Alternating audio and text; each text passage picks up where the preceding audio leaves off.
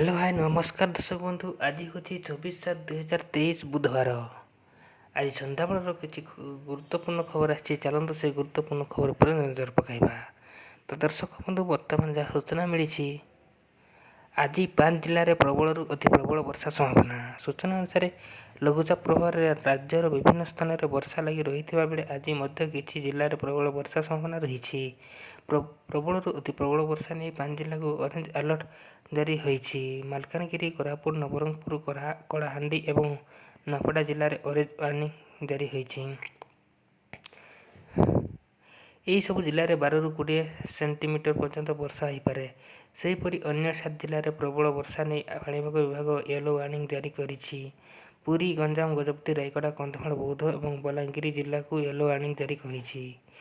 ଅନ୍ୟପକ୍ଷେ ଆଜି ଅବପାତରେ ପରିଣତ ହୋଇପାରେ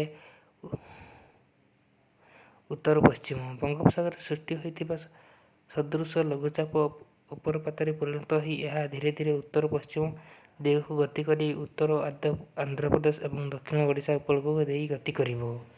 ଏ ଥିଲା ପାଣିପାଗର ସୂଚନା। ତ ଦର୍ଶକ ବନ୍ଧୁ, ଯେଉଁମାନେ ମୋ ଚ୍ୟାନେଲକୁ ନୂଆ କରି ଆସନ୍ତି ପ୍ଲିଜ୍ ଲାଇକ୍ କରନ୍ତୁ, ସେୟାର କରନ୍ତୁ, ସବସ୍କ୍ରାଇବ୍ କରନ୍ତୁ, ଯାହାଫଳରେ କି ଆପଣ ଲେଟେଷ୍ଟ ଅପଡେଟ୍ ସର୍ବପ୍ରଥମେ ପାଇପାରିବେ। Bureau report, BM creation.